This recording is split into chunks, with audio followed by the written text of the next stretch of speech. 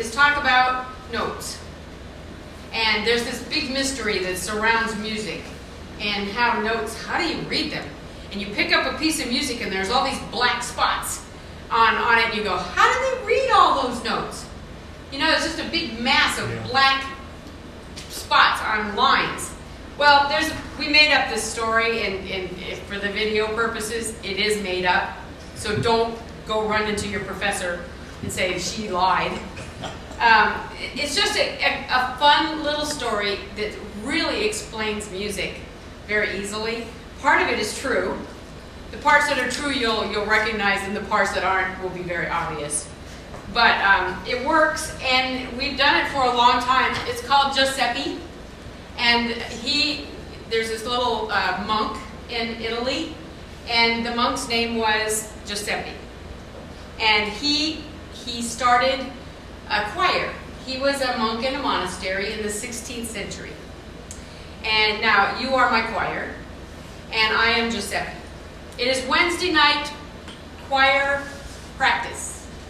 All right, I have ladies and men, which wasn't true, but you have your little brown robes on, and we have ladies and men that are all singing, and I have to teach you the chant for Sunday. Now, I don't have any music because it hasn't been invented yet. So the only way I could teach you the song for Sunday is to go la la la la with my hand like this. And you can always tell a bad choir director. They won't, most good ones just direct the time. Okay, the bad ones direct the notes. Okay, those are the ones that really haven't had much music. But when Giuseppe was teaching his choir, he was getting a little frustrated because not everybody knew how far apart the notes were when he went like this. So Giuseppe was kind of innovative, so he decided that what he was doing here, how could I put it on paper so I could write it down, the whole choir could take it home and study and learn at home what I'm trying to teach them here. Instead of playing by ear or singing by ear, they would actually have a visual something to look at. So Giuseppe came up with a graph.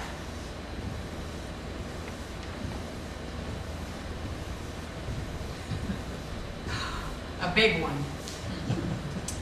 And he drew 11 lines and bunches of spaces, and that's what it looked like.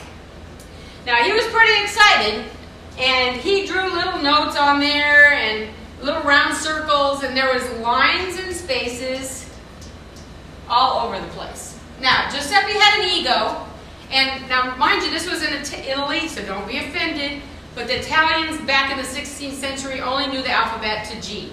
I made that up. Okay? But it works. They went to a G. All right. So Giuseppe started with a G. This is going to get me in big trouble, I can tell. All right? G. Now, because the alphabet ended in G, the next space had to be A. B, C, D, E, F, G, A, B, C, D, E, F, G, A, B, C, D, E, and F.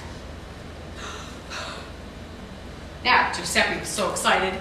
Wednesday night, he goes to choir practice and he says, look, all you have to do is learn all those lines and spaces, and you got it. And the choir went, are you kidding? I think, are you kidding? Are you a kidding? Are you a kidding? And he was crushed. He says, well, why is it so hard? Well, there's just too many notes. We can't do it. Can't. Okay? So he went back to the drawing board and he took his invention and he said, all right, here's what I'm going to do. I'm going to make all the sopranos with the high voices sing from the G line up. That's their territory. All the men with the low voices are going to sing from the F line down. And all the ladies with the low voices, the altos, and all the men with the high voices, the tenors, are going to sing in the mid-range, here. Giuseppe was really excited. He says, now I got it. Now they don't have to read the whole staff anymore. I divided it up into sections. He went back on Wednesday night and they went, "Are you kidding?" They always complain. So they said, no, it's still too hard. So I think one of the this is really going to get me in trouble. One of the ladies in the choir had a suggestion. She said, "Why don't you just get rid of part of that middle line? Right there, like that. Now we have two separate staffs, S-T-A-F-F-S, staff. We have some for the high voices and a staff for the low voices. Now the lady that split this staff was a jewelry maker. I should have worn my necklace today. She designed this because it made a pretty necklace. This was called a G clef originally because the sopranos sing above the G line. Now it's called treble. T-R-E-B-L-E. Treble clef. Usually means melody, right hand. In the choir, it usually means sopranos. The ladies with the high voices that get to sing all the cool stuff. Alright, this became known as F clef because the basses sang below the F line. Or now it's called bass clef. Alright, the range in between is where the altos and the tenors still sing. Alright, this note right here, we had to leave a little piece of that line, just that we had to leave it there because there was a note on it. That note is known as middle C. Okay, so why is it called middle C? Duh, because it's in the middle. It's between the two staffs. Does that make sense? Okay, so now you can see that you name every line. There's 5 lines and 4 spaces in both clefs.